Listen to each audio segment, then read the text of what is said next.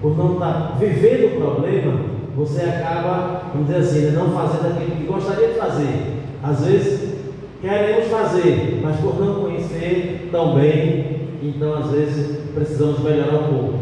Algo já foi feito, mas muito sabemos que temos para fazer. E esta casa é a casa de se buscar legalidade para que a coisa possa acontecer de forma dentro da lei, de forma legal e também humana. Em 2018 nós conseguimos uma lei municipal na cidade de Recife, que é a lei que constitui o Centro de Referência de Doenças Raras, que agora acontece dentro do Hospital Maria Lucinda, e também no estado de Pernambuco, com compactuação com o governo federal para que esse centro fosse montado. E ele realmente foi montado, graças a Deus, para a gente é uma felicidade, mas ele é um do nosso estado. Eu acredito que o estado de Pernambuco deveria ser dividido pelo menos em 3, porque ele é imenso. Como é que a gente traz uma pessoa lá do sertão do Araí para fazer uma consulta com um centro de rádio de Recife? Vocês já viajaram para o sertão? Sim. São 12 horas de viagem, uma viagem difícil, né? É chão. Você imagina você vir de lá para cá 2 vezes na semana, 3 ou 4, né? Você não consegue fazer igual o Juliano fez com ele. Teve que mudar a vida dela, deixar a família dela, veio sozinha para cá com 2 crianças, para que ele não sofresse esse percurso de volta. Então, assim, a gente precisa entender que do mesmo modo que nós queremos uma sociedade para todos, a gente precisa fazer acontecer realmente para todos. A gente não pode dizer assim, mas se quiser, ele tem um centro de referência de doenças raras. Eu tive em reunião essa semana com o coordenador de lá, e ele me disse que a fila de espera está enorme. É a cada 6 meses que você consegue uma consulta. Estima-se que no estado de Pernambuco existem 239 mil pessoas com doenças raras. Ela elegeu um governador. E por que não se faz por essas pessoas? E eu vou lhe dizer uma coisa, viu? Essas pessoas com doenças raras, elas têm família. No mínimo, você multiplica esse número por 2. No mínimo, você multiplica por 2, que daria em torno de 600 mil pessoas falando sobre doenças raras no nosso estado. Mas a gente não encontra portas abertas, a gente não encontra diagnóstico. E por isso, eu vou deixar aqui ler alguns tópicos do que a gente pensa que seria o mínimo, o básico, para que essas pessoas vivam numa sociedade mais justa. E aqui vocês, como parlamentares, sociedade civil, se juntem à nossa causa. É tão difícil falar em doenças raras porque eles existem, eles estão entre nós e a gente passa ao lado. A gente passa como se eles fossem invisíveis. É como se eles não existissem na nossa sociedade. Por quê? Porque é difícil ver. Porque ninguém quer estar perto. Ninguém quer cuidar. Mas eles são filhos, eles são cidadãos. E eles precisam desse cuidado. Eles precisam estar entre nós. Tem várias campanhas nossas. A campanha do ano passado era Existe Raros entre nós. A do ano passado é Você pode nos ver se você tentar. Basta tentar fazer algo, qualquer mudança. E a gente quer com isso, né? Nosso pleito é isso. É qualquer mudança. A gente não quer que você pegue esse pleito da gente trouxe aqui e transforme de hoje para amanhã.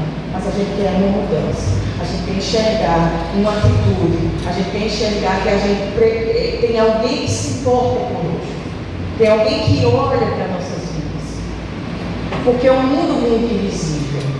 Apesar de tudo isso que eu falei para vocês, dessa quantidade de pessoas, dessa quantidade de diagnóstico, é um mundo completamente invisível. As pessoas não dão o merecimento que essas pessoas merecem. Ou o merecimento que essas pessoas merecem é óbvio, né? Mas é por aí. Elas não valorizam essas pessoas. Com esse diagnóstico, essas características, eu entendi qual é a minha missão. Minha missão é falar. Minha missão é estar junto. Minha missão é construir uma política pública eficiente para pessoas com doenças raras. Essa é a minha missão. E de 21 a 28 de fevereiro é o nosso maior momento. O momento que é a única instituição de doenças raras do estado de Pernambuco fala. Eu acho que a gente precisa ser abraçado como instituição. A gente precisa ser valorizado, porque o terceiro setor ele é muito desvalorizado. Mas a gente faz um papel social onde ninguém quer chegar, onde ninguém quer fazer. Esse é o nosso papel. Nosso papel é construir. E no dia 28 de fevereiro é o Dia Mundial de Doenças Raras. O lema desse ano, que é um lema mundial, onde o mundo para, onde outros países fazem eventos e transformações, né? Porque a gente não tem um centro de pesquisa para doenças raras no nosso país. Diante de tudo isso, são 3 milhões de brasileiros e não tem um centro de pesquisa, e todos os dias surgem novas doenças raras, como a gente viveu aqui no estado de Pernambuco, o caos da síndrome congênita do Zika vírus. Quem não lembra? É uma doença rara. Mas agora já está no esquecimento com tantas outras doenças raras. Ela só tem visibilidade porque veio a mídia, veio o desconhecimento, veio saber porquê. Né? Mas se não fosse isso, ela teria passado ao lado como todas as doenças raras passam nas nossas vidas. O maior causa morte infantil de 0 a 5 anos são de crianças com doenças raras. Mas quem se importa? Não é o meu filho. Ele morreu porque ele nasceu com doença rara. Não, ele morreu porque não teve a condição de ter uma chance. Nós passamos por isso agora há pouco. Uma criança nossa nasceu e ela simplesmente foi deixada lá no IMI, sem nenhum aparelho para ajudar. E a gente viu a morte dela através da rede celular, que a tia filmou. E dizia, vai deixar ele morrer, a gente não tem mais o que fazer. Mas se fosse o seu filho, se fosse o filho de alguém aqui, e aquilo mexeu demais com a gente disse, a gente não pode viver isso mais. A gente não pode viver esse descaso mais.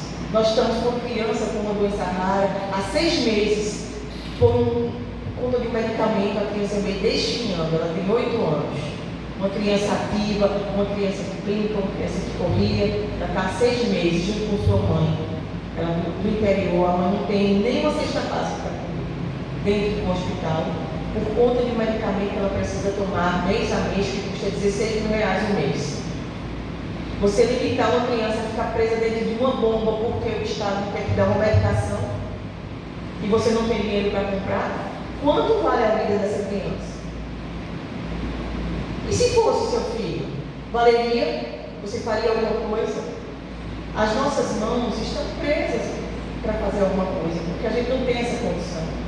Como pessoa da sociedade civil, ninguém aqui tem essa condição porque nós somos mães raras.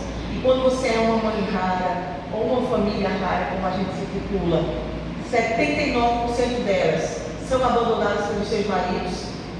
Os homens vão embora de casa, ele não aguenta ver que ele que ele contribuiu para a geração de um filho com doença rara.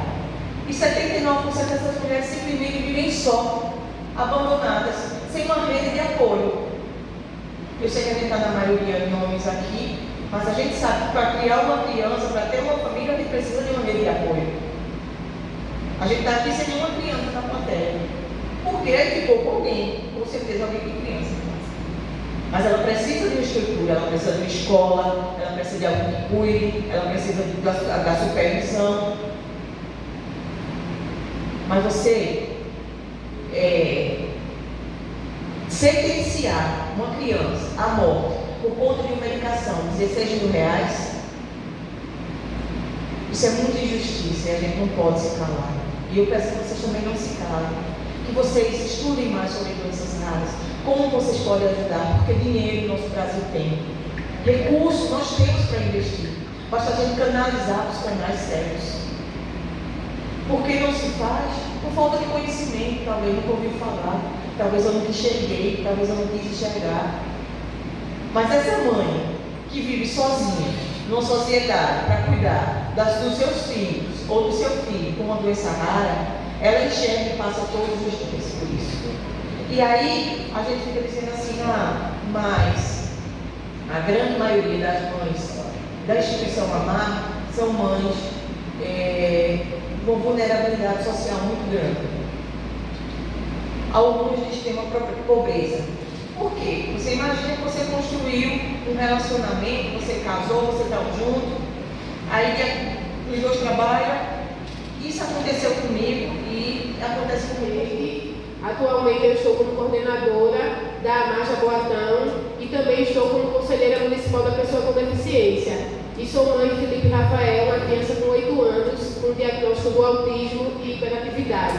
O autismo hoje não é considerado uma doença rara, mas antes também era considerado, né? Só que com a estimativa dos casos, que agora é 48, tem o diagnóstico do autismo. Então, é uma demanda muito crescente, né? Cresceu muito, não é considerado mais uma doença rara.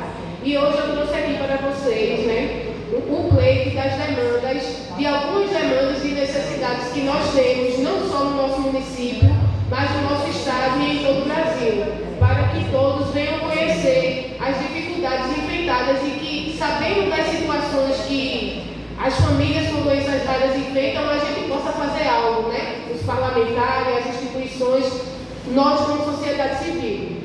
E o pleito é pleito de demandas relativas ao segmento de pessoas com deficiência e doenças raras de Jaboatão dos Guararapes. Excelentíssimos vereadores da Câmara Municipal da cidade de Jaboatão dos Guararapes, instituições presentes, né, Conselho Municipal da Pessoa com Deficiência, a Fundação Perrone, a ONG CAINE e todos os vereadores. Somos a AMAR, Aliança de Mães e Famílias Raras, instituição sem fins lucrativos, que milita há 8 anos pela causa das pessoas com deficiências e doenças raras, assim como seus cuidadores no estado de Pernambuco. Considerando que a AMAR, Aliança de Doenças e Famílias Raras, é uma das principais realizadoras de ações abusivas à causa da pessoa com deficiência no estado de Pernambuco, em 2015, através do projeto de lei número 153/2015, o governo do estado de Pernambuco instituiu a Semana Estadual de Conscientização sobre Doenças Raras, na última semana do mês de fevereiro, anualmente, atendendo ao apelo de diversas instituições que, como a nossa, vislumbram melhorias no conhecimento das demandas destas pessoas e suas famílias, visando garantir-lhes o direito à plena cidadania.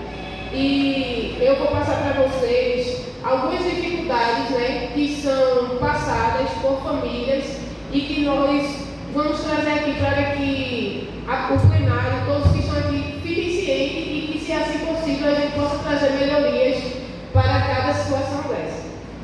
As nossas solicitações são: solicitamos que a cidade de Jaboatão dos Guararapes tenha um centro de referência em